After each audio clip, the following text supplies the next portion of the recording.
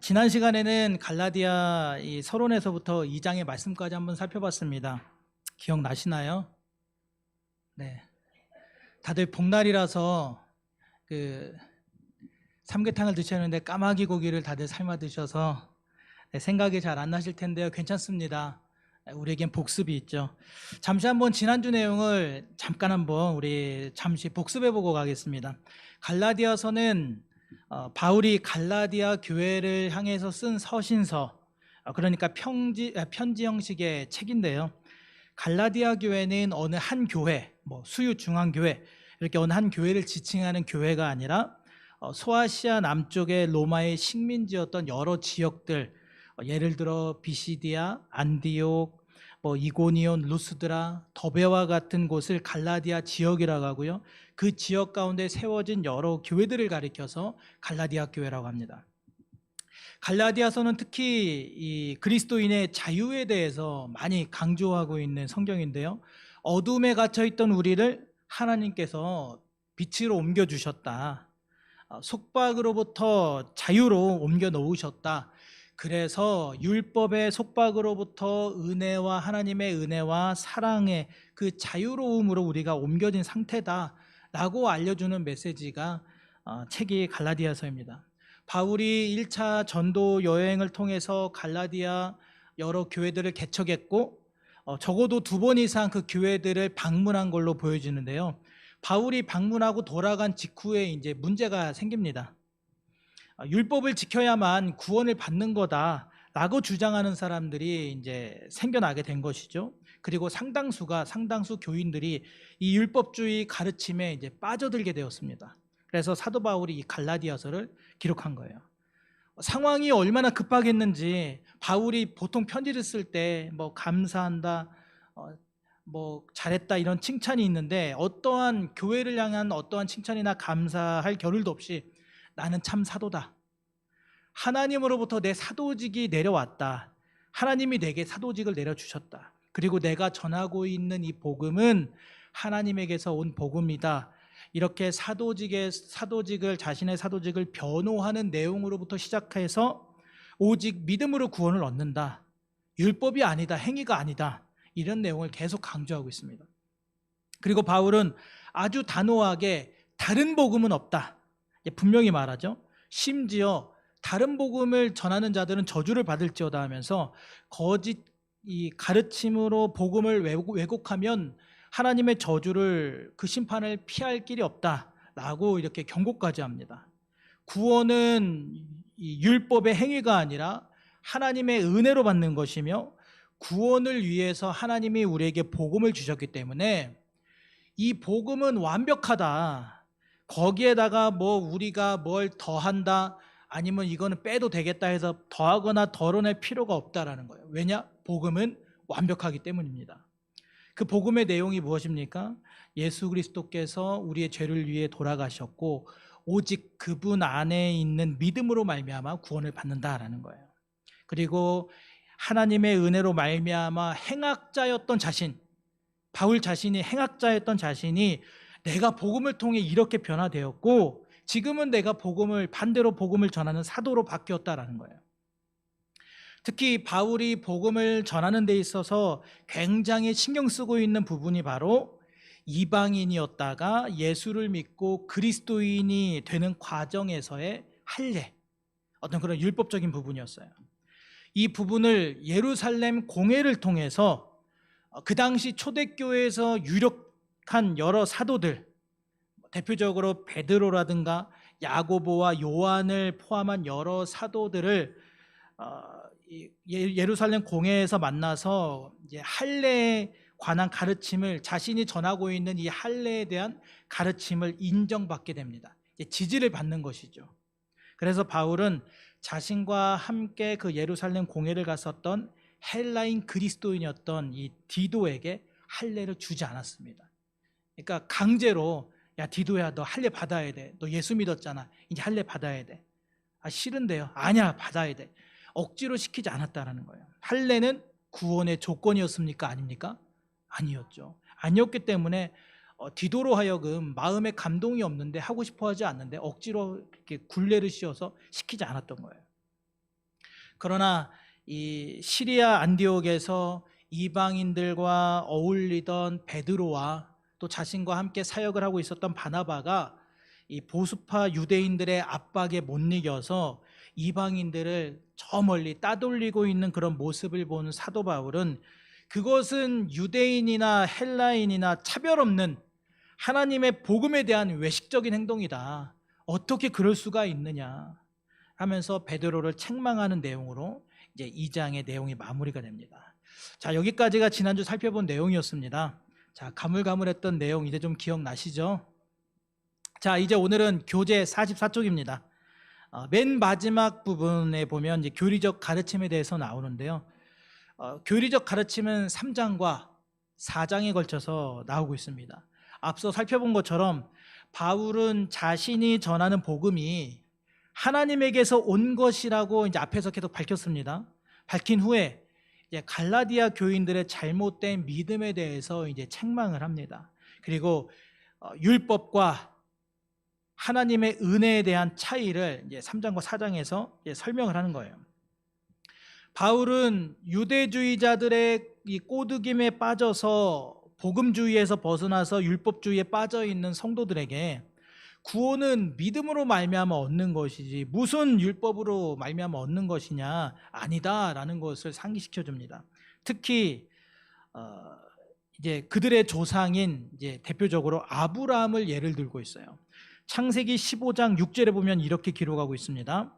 아브라함이 여호와를 믿으니 여호와께서 이를 그의 의로 여기시고, 그리고 갈라디아서 3장 6절에서도 이제 이렇게 말씀하고 있습니다. 우리 함께 찾아서 읽어보겠습니다. 갈라디아서 3장 6절의 말씀 함께 읽습니다. 시작. 아브라함이 하나님을 믿음에 그것을 그에게 의로 정하셨다 함과 같으니라. 아멘. 그러니까 아브라함이 하나님을 믿는 믿음, 이거 하나를 보시고 의로 여기셨다는 거예요. 율법이 아닙니다. 율법을 지킨 게 아니었어요. 사실 그때는요, 율법이 아직 없던 시절이었습니다. 율법이 유대인들에게 주어지기 전이었어요. 율법 이전에, 율법이 생기기 430년 전에 아브라함은 그저 하나님을 믿었습니다. 하나님에 대한 신뢰가 있었던 것이죠. 믿었고 그 아브라함의 믿음을 보신 하나님께서 아브라함을 의롭게 여기셨다라는 거예요. 이제 우리가 흔히 착각하는 것이 이삭을 번제 드리는 그 사건을 통해서 아브라함의 믿음이 드디어 증명되었다. 이게 가지고 하나님이 아브라함에 대해서 그 믿음을 인정하고 의로 여겼다고 생각하지만 아닙니다. 그 전에, 그거와 상관없이 그 전에 하나님께서는 아브라함이 하나님을 믿는 그 믿음 하나만 가지고 의로 이미 여기셨다는 거예요. 우리 그리스도인들의 믿음도 그러합니다. 그리스도께서 우리 죄를 위해 대가를 지불하셨고 그 사실을 믿음으로 우리가 의롭게 되는 것이지 어떤 율법을 너무너무 잘 지켜서 의롭게 되는 게 아니라는 것을 3장에서 설명하고 있는 거예요. 어느 누구도요, 인간은 율법을 완벽하게 완전하게 지킬 수가 없습니다. 전적으로 부패하고 타락한 인간이기 때문이에요. 율법을 완전하게 지킬 수 있는 능력을 이미 상실해버렸습니다. 그래서 바울은 갈라디아 교인들에게 이걸 강조해요. 우리 갈라디아서 3장 14절 함께 찾아서 읽어보겠습니다. 갈라디아서 3장 14절 시작. 이는 그리스도 예수 안에서 아브라함의 복이 이방인에게 미치게 하고 또 우리로 하여금 믿음으로 말미암아 성령의 약속을 받게 함이니라. 아멘. 예수 그리스도께서 우리 죄를 위해 돌아가신 그 십자가에 돌아가신 그 사실을 믿음으로 의롭게 될 수 있다. 그리고 약속된 성령의 사역으로 믿는 자들에게 복이 온 것처럼 이방인에게도 똑같이 그 복이 주어진다. 이방인이라고 아닌 게 아니다. 똑같이 주어진다라는 걸 설명합니다. 유대인이나 이방인이나 차별 없이 누구든지 믿음 안에 있는 자들은 의롭게 되고 또 그들에게는 은혜로 구원이 주어진다라는 거예요. 율법이 아니라는 거죠.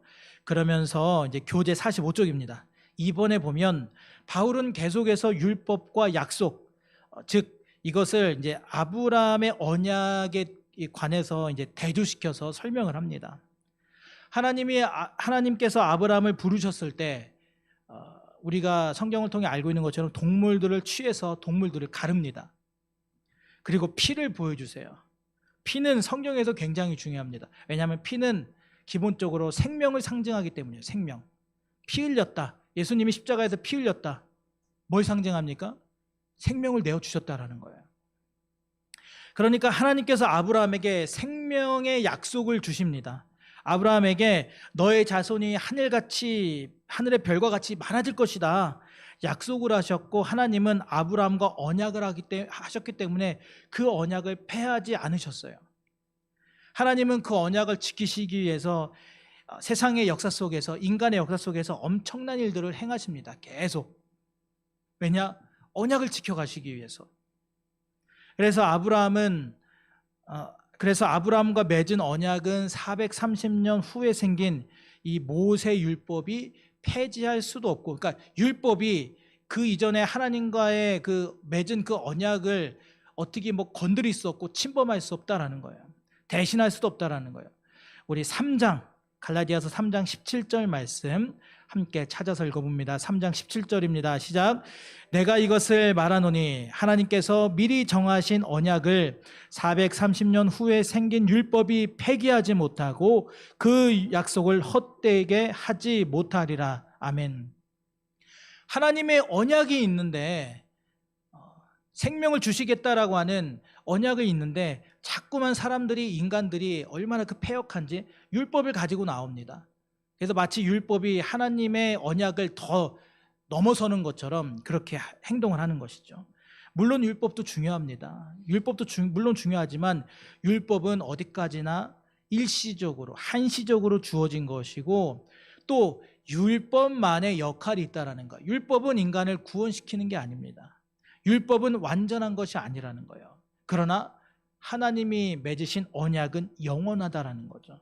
자, 그러면 율법은 뭘까요? 율법이 어떤 역할을 합니까? 우리 3장 19절을 함께 읽어봅니다. 시작. 그런즉 율법은 무엇이냐? 범법함으로 더하여진 것이라. 천사들을 통하여 한중 보좌의 손으로 베푸신 것인데 약속하신 자손이 오시기까지 있을 것이라. 아멘. 자, 여기 성경의 표현으로 율법은 범법함을 인하여 더한 것이다.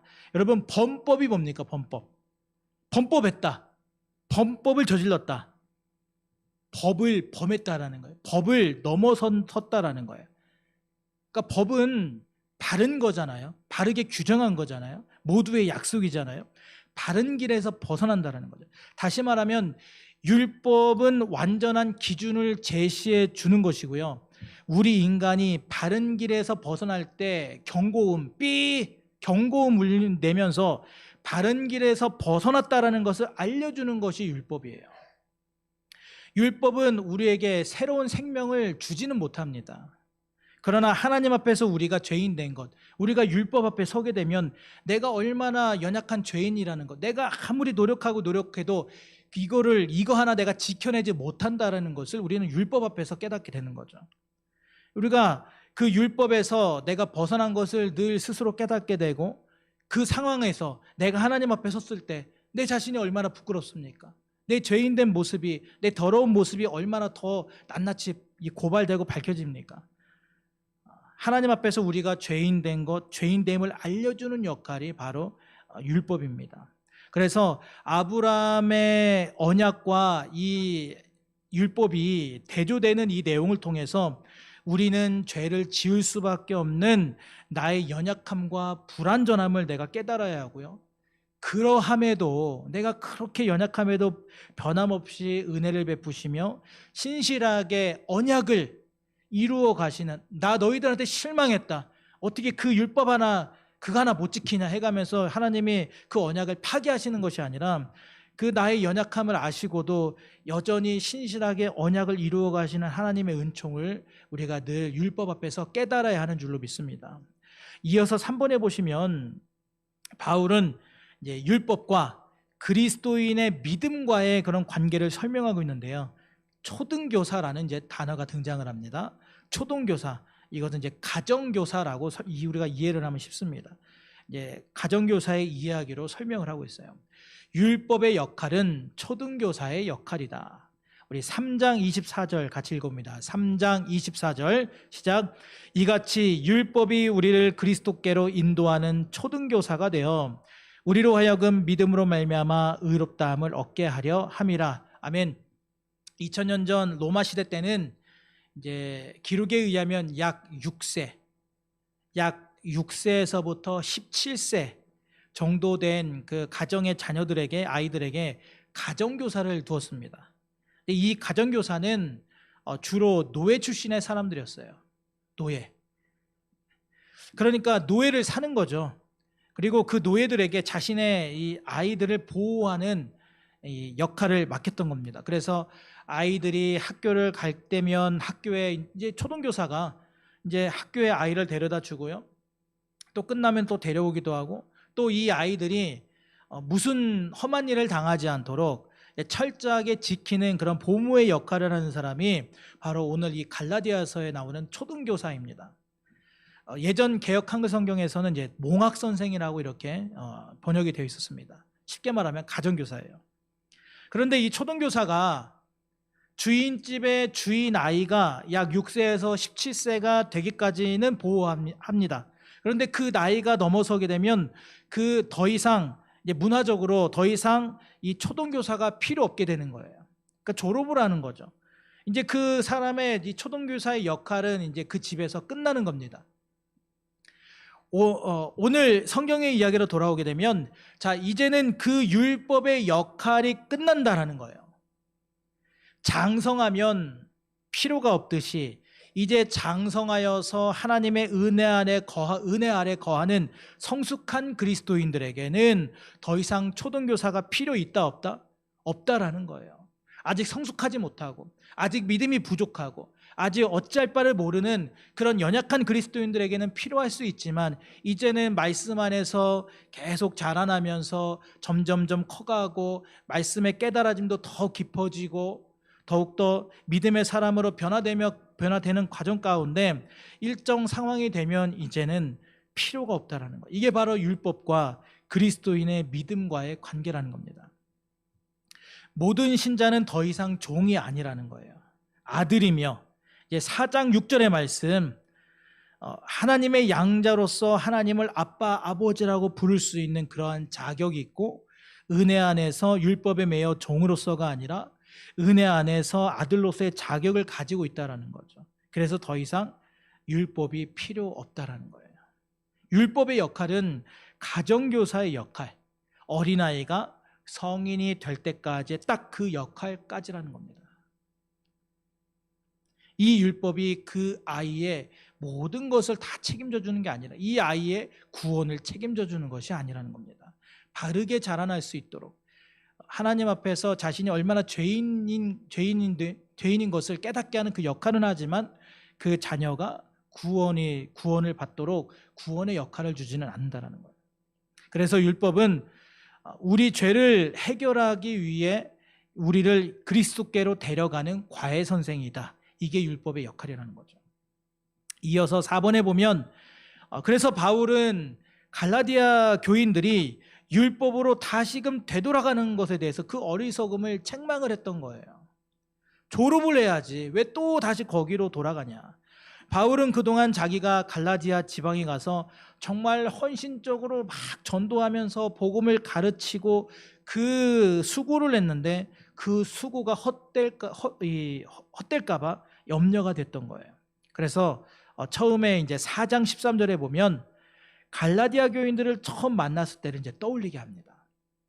내가 처음에 육체의 약함으로 얼마나 너희에게 복음을 전한 것을 너희가 알지 않냐.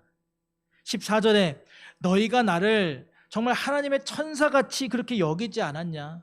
그렇게 내가 복음을 전할 때 그렇게 복음을 사모하고 그 울려 퍼지는 복음 가운데 너희가 감동하고 감격하고 울고 하나님 찬양하고 그렇게 감사하지 않았냐 하면서 갈라디아 교인들이 복음을 처음 접했을 때 그 기억, 그 감동을 이제 떠올리게 했어요. 처음에 갈라디아 교인들은 이제 바울이 복음을 전할 때 너무 복음이 신선하고 너무 좋아서 그렇게 마치 바울을 하나님의 천사같이 그렇게 영접하고 여겼습니다. 그러나 이제 바울이 이제 돌아가고 난 다음에 그 교회를 방문하고 나서 돌아가고 난 다음에 얼마 지나지 않아 유대주의자들의 영향으로 인해서 처음에 바울을 귀하게 여기던 마음과 또 은혜로 주어진 복음에 대한 감격을 다 잃어버립니다. 그리고 이제는 율법주의자가 되어버렸어요. 그리고 율법에 갇혀서 거기에서 막 율법을 어길까봐 전전긍긍하는 그런 불안한 모습으로 그렇게 안타깝게 삶을 살아갔습니다. 그래서 지금 이 서신서를 쓴 거예요. 바울이 이렇게 이야기합니다. 4장 19절 같이 한번 읽어봅니다. 갈라디아 4장 19절 시작.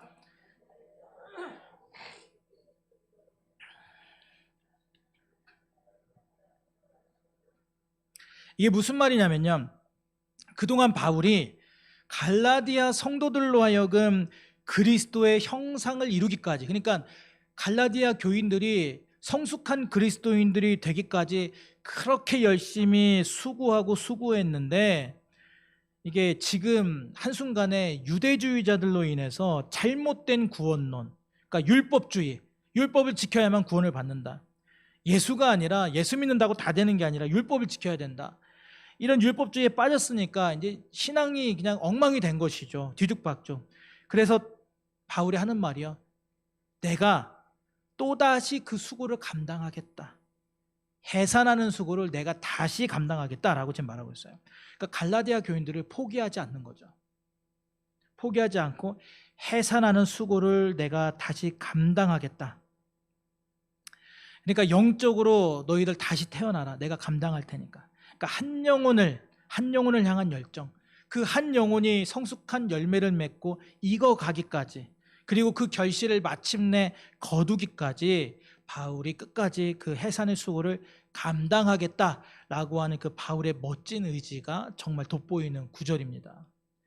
여러분, 저처럼 목회자이건 아니면 우리 성도님들이건 모두 서로가 각자의 위치에서 말씀으로든 기도로든 헌신으로든 무엇이든지 간에 주 안에서 해산하는 수고를 감당할 때 우리가 다 저마다 온전한 성숙을 이루어 가게 되는 줄로 믿습니다. 이제 바울은 그러면서 5번 이제 이스마엘과 이삭의 예를 들어서 은혜가 얼마나 우월한지를 이제 설명하고 있어요. 밑에 도표를 보시면 하갈과 사라를 비교하고 있죠. 하갈은 사라의 여종입니다. 여종인데 아브라함이 자신의 아내 사라의 이 여종 하갈을 취해서 이제 아들을 낳게 되죠. 그 아들이 이스마엘입니다. 사실 아브라함이 하나님으로부터 하늘의 별처럼 자손을 내가 주겠다라고 하신 그 하나님의 언약을 따라왔습니다. 이렇게 잘 따라오다가 끝내는 아무 소식이 계속 기다려도 없으니까 그 언약을 기다리지 못하고 그래서 아내의 여종 하갈을 취하여서 아들 이스마엘을 이제 낳게 되죠. 이렇게 그 당시 이제 중동 문화에 따라서 어떤 그런 육체적인 관계를 통해서 자연적으로 낳은 아들이 이스마엘이에요. 그냥 그 당시 문화에 따라서 이상하지 않은, 우리한테는 이상하겠지만 그 당시는 이상하지 않은 문화였어요. 그냥 그렇게 하갈을 취해서 이스마엘을 낳았고요. 하나님의 약속에 따라 100살에 초자연적으로, 그러니까 전혀 자연스러운 상황이 아닙니다. 초자연적으로 낳은 아들이 이삭이죠. 이때 사라의 나이가 몇 살이었습니까? 90세. 아브라함은 100살. 이건 하나님의 방법이 아니고서는 불가능한 임신이고 불가능한 출산이었어요. 그리고 이스마엘은 여종 하갈을 통해서 출생했고, 이삭은 자유인, 종이 아니라 자유인의 신분을 가진 사라를 통해서 출생했다라는 것을 또 꼬집어서 이야기합니다. 하갈은 옛 언약 구약의 그림자, 또 사라는 새 언약을 보여주는 거고, 또 하갈은 이 땅의 예루살렘 신의 산, 그리고 사라는 하늘의 예루살렘 천국으로 이렇게 구별해서 계속 비유하고 있어요. 하갈을 통해서, 그러니까 결국은 종을 통해서 낳은 자녀들은 또 종이 되고, 자유를 가진 몸 사라를 통해서 낳은 자녀들은 약속의 자녀, 더군다나 안 그래도 자유인인데, 안 그래도 자유인 어머니에서 태어나서 자유인의 신분인데 거기다가 하나님의 약속을 받았으니 그 약속의 자녀이기 때문에 계속해서 자유인의 인생을 살아간다. 바울은 이러한 설명을 하고요. 결국 율법의 얽매임, 종의 얽매임과 복음 안에서의 자유에 대해서 이렇게 서로 비교하면서 설명하고 있습니다. 사라를 통해서 태어난 약속의 자녀들. 오늘 이제 영적인 의미로 우리도 포함되는 이야기입니다. 약속의 자녀들. 오늘 저와 여러분도 약속의 자녀들이죠. 영적인 자녀들이죠. 우리는 더 이상 종이 되어서는 안 된다라는 거예요. 우리는 이삭과 같은 약속의 자녀이기 때문에 우리의 삶에서 유대주의를 없애고 그리스도의 은혜를 선택하고 자유자로 살아야 된다는 거예요. 우리 4장 30절의 말씀을 함께 읽겠습니다. 4장 30절 시작. 그러나 성경이 무엇을 말하느냐? 여종과 그 아들을 내쫓으라. 여종의 아들이 자유 있는 여자의 아들과 더불어 유업을 얻지 못하리라 하였느니라. 아멘. 여러분, 참된 자유라는 것은요, 율법의 굴레에서 벗어나 하나님의 은혜를 선택할 때만 누리게 되는 줄로 믿습니다. 이제 45쪽 맨 아래 실제적인 권면 살펴보겠습니다. 바울은 교리적인 3장과 4장에서 교리적인 내용을 마친 다음에 5장과 6장을 통해서 이제 실제적인 권면을 하고 있어요. 46절을 보세요. 46쪽. 먼저 바울은 율법에서 벗어나 믿음으로 자유를 누려라 이렇게 명령합니다. 우리 5장 1절 같이 한번 읽어봅니다. 5장 1절 시작. 그리스도께서 우리를 자유롭게 하려고 자유를 주셨으니 그러므로 굳건하게 서서 다시는 종의 멍에를 매지 말라. 모세의 율법으로 돌아가지 말라는 거예요. 할례를 주장하는 거짓 교사들의 가르침을 따라서 할례를 받으면 야, 나는 율법을 지켰어. 야, 나는 완벽해. 나는 의로운 사람이야. 나는 당연히 하나님 앞에서 당당히 나갈 수 있어. 왜? 나는 율법을 지켰으니까. 이런 마음이 생길 수밖에 없는 거예요. 그래서 하나님께 나아갈 수 있는 능력이 율법을 지킨 자기 스스로에게 있다. 내가 율법을 지켰기 때문에, 내가 뭔가를 했기 때문에, 그래서 나는 하나님 앞에 당당히 설 수 있어. 나는 당연히 나는 구원받을 수 있는 자격을 가진 사람이야. 이렇게 되어버리기 때문에 스스로 확신하게 된다는 거예요. 지금 이런 착각 속에 살아가고 있는 사람들이 바로 유대주의자들입니다. 그래서 유대주의자들이 그리스도인들을 향해서 할례를 받으라. 야, 할례 받아야 된다. 야, 예수가 문제가 아니다. 할례를 받아야지. 갈라디아에서 이 할례에 관한 내용이 제일 많이 나옵니다. 할례를 받아야지만 구원을 얻는다. 유대주의자들이 왜 이렇게 할례에 집착을 할까요? 유대주의자들, 혈통적으로 이스라엘 백성이며 복음을 받아들인 그리스도인들은 이미 할례를 받았거든요. 그리고 그것을 자랑으로 여겼습니다. 그런데 느닷없이 이방인들이 복음을 받아들이더니 아니 어쩜 저런 사람들도 구원을 받는 복음을 받아들인데 이방인들이 복음을 받아들이더니 이방인 그리스도인들이 너무 쉽게 구원의 반열에 들어가고 너무 구원을 막 거저먹는 것처럼 느껴진 것이죠. 자기들은 율법을 철저하게 행하는 그러한 수고를 감당하고 있는데 저들은 너무 자유롭게 너무 쉽게 구원을 받는다라는 생각을 갖고 있으니까 그래서 할례를 문제 삼았던 거예요. 너희들도 우리처럼 할례를 받아야 된다. 그러나 바울은 율법을 인정하고 할례를 받아야 구원을 받을 수 있다는 말에 절대로 동의하지 않았어요. 율법을 지킴으로써 구원을 얻는다라는 것은 율법이라고 하는 할례라고 하는 내가 어떤 행위를 통하여 구원을 얻는다라는 그러니까 자력 구원인 것이죠. 내가 뭔가를 해서 내가 구원을 얻는다. 하나님의 은혜는 빠지고 하나님의 부르심과 은혜는 빠지고 내 스스로 자력 구원이 되는 거예요. 구원을 얻는다라는 것이기 때문에 하나님의 필요가 있습니까? 없습니까? 없는 거죠. 왜냐? 할례 받으면 구원받는데 뭐하러 하나님이 필요합니까? 하나님이 필요 없게 되는 심각한 오류라는 것을 바울은 알았기 때문이에요. 그래서 거기에 동의하지 않았습니다. 이 부분에 대해서 바울은 너희 안에 있는 누룩을 조심해라. 아주 조금의 소량의 누룩이라도 점점 부풀게 되고 결국에는 전체를 망치게 되지 않느냐. 그러니까 율법주의를 조금이라도 남기지 말고 다 갖다 버리고 은혜의 삶으로, 하나님의 은혜 안으로, 은혜의 삶으로 돌아와라. 심지어 5장 12절에 보면요, 너희를 어지럽게 하는 자들은 스스로 베어버리기를 원한다. 굉장히 강력하고도 무서운 표현까지 바울이 사용하고 있어요. 그만큼 심각한 문제라는 거죠. 여러분, 어쩌면 우리도 이제 우리 안에 어떤 우리 스스로 율법을 만들고 살아갈 때가 있습니다. 우리는 그렇게 하지 않는다라고 생각하는데요. 사실 우리가 생각해 보면은 우리 스스로도 율법을 만들고 살아갈 때가 너무너무 많아요. 내가 빠짐없이 내가 매일같이 어떤 행위를 해야, 내가 어떤 행동을 해야 내가 구원받는 것 같고, 내가 매일 빠짐없이 이렇게 하면은 계속 하나님의 축복을 받는 것 같고, 또 그것이 나에게 스스로 자랑거리가 되고, 성도들한테 자랑하고, 나는 이렇게 하고 있어, 나는 매일 이렇게 하고 있어 하면서 막 남들과 비교를 하고, 또 그것 때문에 나도 모르게 내가 내 스스로 신앙적인 어떤 우월감을 느끼게 될 때가 있다는 거예요. 그러다가 이제 문제가 생기죠. 내가 매일같이 하다가 그걸 너무 몸이 안 좋아서 하루를 빼먹었습니다.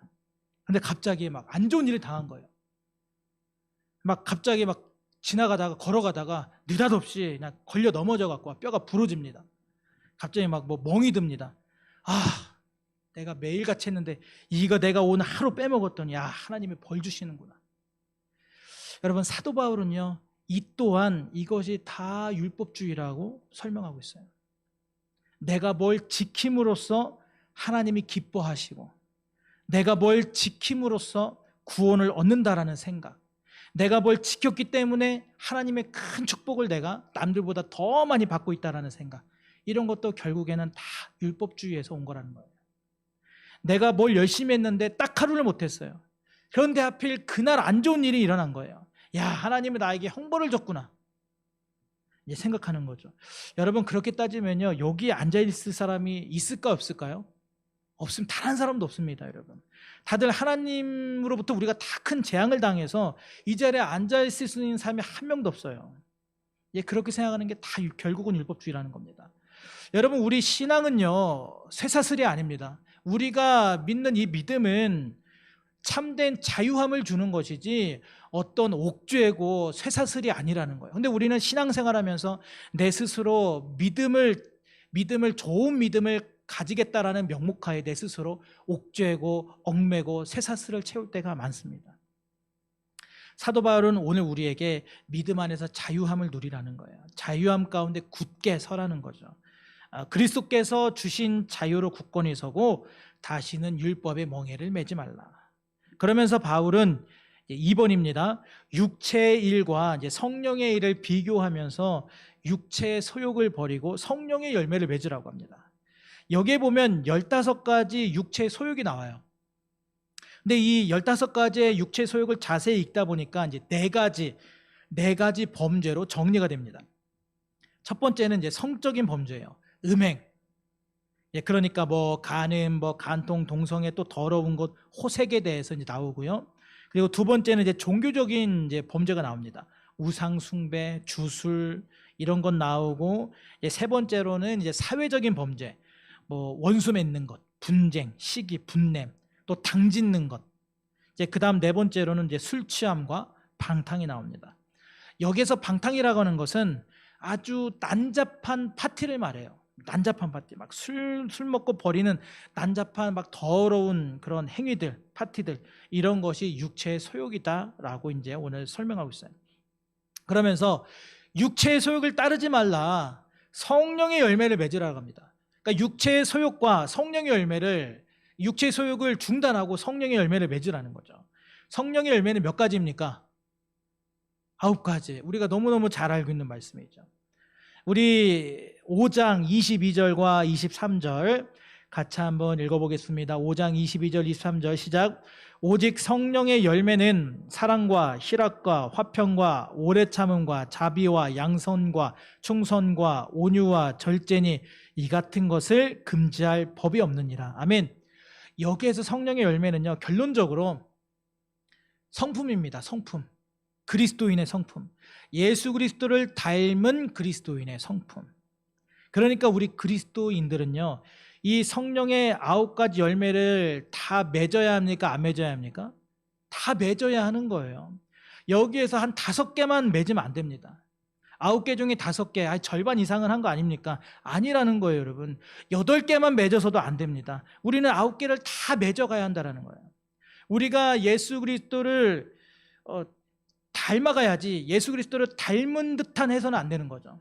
닮은 것 같은 안 되는 거예요. 닮아야 하는 겁니다. 온전한 성품을 이루기 위해서는 9가지가 다 있어야 되는 거예요. 열매는요, 여러분, 맺히는 겁니다. 내가 맺는 게 아니에요. 여러분, 내가 맺어야지 해서 맺어지는 게 아닙니다. 우리가 맺는 게 아니라 성령의 9가지 열매죠. 그냥 제목 자체가 성령의 9가지 열매예요. 내가 맺는 9가지가 아니라 성령의 9가지 열매. 성령께서 우리 안에 열매를 맺게 하시고 우리는 그 성령 사역에 협조하는 거죠. 성령 하나님이 내 안에서 일하십니다. 그리스도인의 성품을 닮아가도록 성령 하나님께서 계속 내 마음을 막 주장하고 계시는데, 하나님 싫습니다. 불편합니다. 지난번에 했잖아요. 안 하고 싶습니다. 거부하면 열매를 맺을 수가 없는 거예요. 내 성령 하나님의 인도하심에 내 안에서 계속 그리스도를 닮은 열매를 맺어가는 그런 일들을 행하시려고 할 때, 알겠습니다. 아멘, 순종하겠습니다. 제가 좀 비록 힘들고 어렵지만 그래도 해보겠습니다. 우리가 하면서 따라갈 때, 순종하며 따라갈 때 성령의 열매가 맺어지게 되는 것입니다. 그래서 우리는 매일매일 육체의 소욕과 싸우면서 막 육체의 소욕을 막 눌러야 하는 거예요. 그리고 성령의 인도하심을 받아야 되는 거죠. 그래서 바울은 3번 성령으로 사는 삶을 이제 촉구하고 있어요. 우리 6장 25절 같이 한번 읽어보겠습니다. 6장 25절 시작. 만일 우리가 성령으로 살면 또한 성령으로 행할지니. 5장, 네. 죄송합니다. 알겠습니다. 같이 한번 읽어보겠습니다. 시작. 만일 우리가 성령으로 살면 또한 성령으로 행할지니. 아멘. 여러분, 성령으로 삶을 산다라는 것은요, 여러분, 성령 우리가 무슨 방언하고 예언하고 그런 삶이 아닙니다. 성경에서 성령으로 살아가는 삶을 어떻게 설명하고 있냐면요, 자기의 영광을 구하지 않고요, 서로 다투거나 시기하지 않고요, 육체의 일을 추구하지 않고요, 다른 사람을 돌아봅니다. 그리고 서로의 짐을 나눠줘요. 그리고 남의 유익을 구합니다. 그러니까 이웃사랑하는 거죠. 하나님을 사랑하고 이웃사랑. 이타적인 삶으로 사는 삶이 바로 성령으로 사는 삶인 거예요. 성경은 그렇게 설명하고 있습니다. 그런데 우리는 자꾸만 성령으로 사는 삶, 성령 충만한 삶 하면 뭔가 신비하고 자꾸 그것만 생각을 하는데 아닌 거예요. 성경에서 이 성령 충만에 관한 구절들을 다 뽑아서 보면요, 모든 게 다 관계적으로 변화되는 것들이에요. 관계적인 변화. 그러니까 이전과는 다른 삶. 내가 성령에 충만하지 않았던 때와 성령에 충만한 때가 너무나 극명하게 그 삶의 변화가 나타나고, 당연히 관계적으로 변화가 나타납니다. 하나님과의 관계에서 변하죠. 하나님을 거부하고 원수된 상황에서 하나님을 사랑하고 사모하고 쫓아가는 삶 변하고, 그리고 다른 사람과의 관계에서 변합니다. 이웃 사랑하는 걸.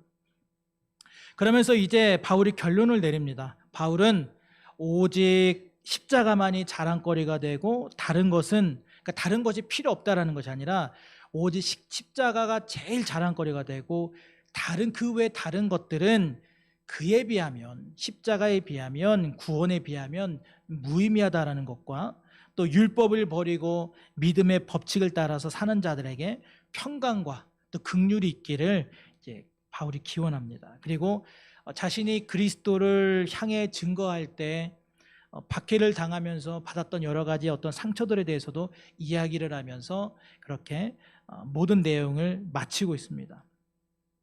여러분, 우리의 자랑거리는 우리가 성취한, 내가 어떤 행한 그러한 것이 아니고 그리스도의 십자가가 되어야 하는 줄로 믿습니다. 그 안에 참 자유가 있는 줄로 믿습니다. 이게 갈라디아서의 이제 핵심 내용입니다. 그 밑에 이제 주제를 보겠습니다. 여러분, 갈라디아서의 주제는 이미 강의를 통해서 많이 강조해서 말씀드렸습니다. 율법으로부터의 자유와 믿음을 통한 구원입니다. 그 다음 47쪽 갈라디아서의 목적입니다. 갈라디아서가 왜 쓰여졌는가? 이제 유대주의를 반박하기 위해서 기록된 거예요. 유대주의자들은 그리스도인들에게 와서 야, 너희들 절기도 지켜야 된다. 왜 너희들은 절기 안 지키냐? 이게 지켜야 구원받는다. 야, 할례를 받아야 구원받는다. 계속 그냥 그렇게 이제 그리스도인들을 혼란스럽게 만들죠. 그러면서 이제 거기에다가 사도 바울의 권위에 대해서도 질문을 합니다. 야, 진짜 네가 참 사도냐? 너 가짜 아니냐? 네가 전하는 복음이 진짜 복음이냐? 그래서 사도 바울의 권위에 대해서도 계속 질문을 하기 시작했고, 그래서 사도 바울이 유대주의를 반박하기 위해서 이제 기록한 거예요. 갈라디아 교인들에게 율법에서 벗어나 은혜 안에서, 하나님이 주시는 은혜 안에서 자유로움을 누리도록 권면하려고 갈라디아서를 기록한 것이죠.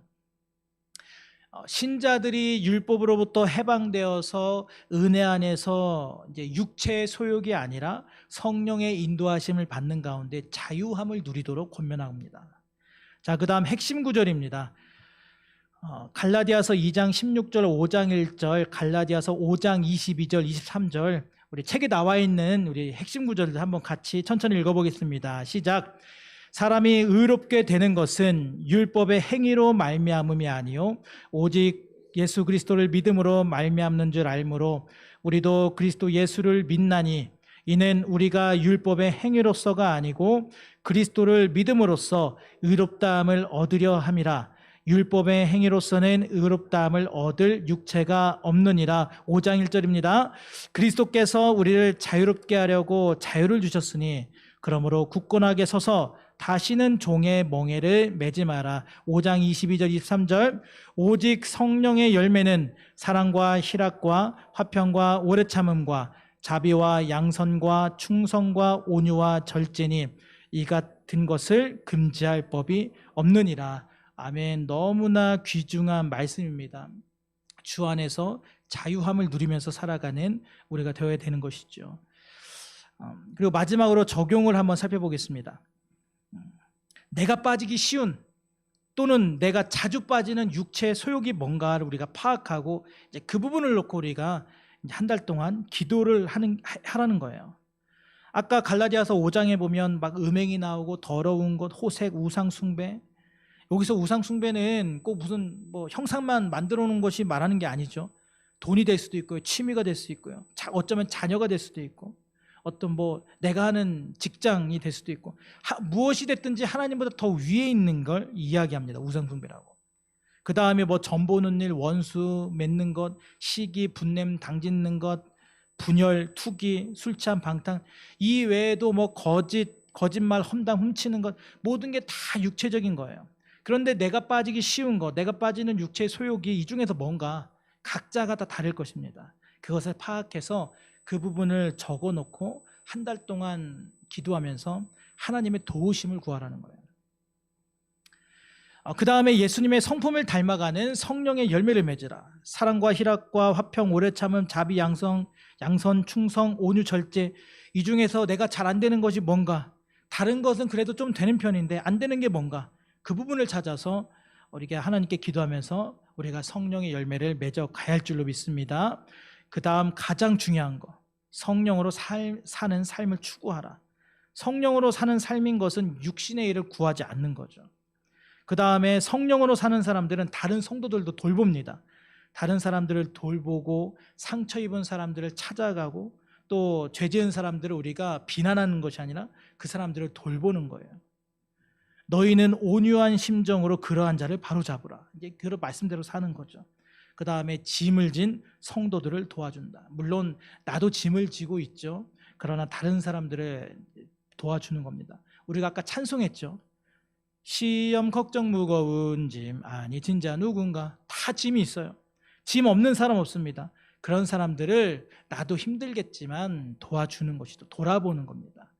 성령으로 사는 사람은 또 자기 자신 개인적인 책임도 져요. 나에게 맡겨진 책임을 막 남에게 전가하고 하는 게 아니라 내가 책임을 지는 겁니다. 최선을 다해 책임을 감당하는 거죠. 실제적인 책임을 책임감 있게 지는 겁니다. 이게 성령으로 사는 삶이에요. 성령으로 사는 삶은 이타적인 삶이라는 것입니다. 관계적으로 변화되고, 우리 모두가 육체의 열매가 아니라 성령으로 열매를 맺고 성령 충만한 삶으로 믿음 안에서 예수를 닮아가는 삶이 되어질 수 있기를 소망합니다. 이렇게 이제 갈라디아서가 끝났습니다. 다음 주에는 여러분 모두가 사랑하시는 우리 고근옥 전도사님, 우리 교회에서 제일 예쁘신 고근옥 전도사님 나오셔서 이제 에베소서를 아주 재미있게 또 성경 연구하면서 같이 여행하실 텐데요. 에베소서가 몇 장까지 있습니까? 네, 아직은 안 읽어보셔서 모르는 6장까지 있습니다. 이것도 6장까지 있습니다. 함께 말씀을 읽어오셔서 더 말씀의 은혜 충만한 시간으로 되실 수 있기를 바랍니다. 이 시간 함께 오늘 말씀 내용 배운 거 기억하시면서 잠깐 한번 기도하길 원합니다. 주님, 우리가 율법에 얽매여 살아가지 않게 하시고 주 안에서 참 자유를 누리면서 살아가게 하여 주옵소서. 우리 신앙생활에 너무 불편하고 옥죄고 힘든 것이 아니라 우리의 신앙생활에 너무 감사하고 기쁘고 너무 참 주님 주시는 자유를 누리는 그런 신앙의 삶으로 살아가게 하옵소서. 특별히 성령의 열매를 맺어서 예수님을 닮은 성품으로 닮아가게 하옵소서. 이 시간 간절한 마음으로 함께 합심하여 기도합니다.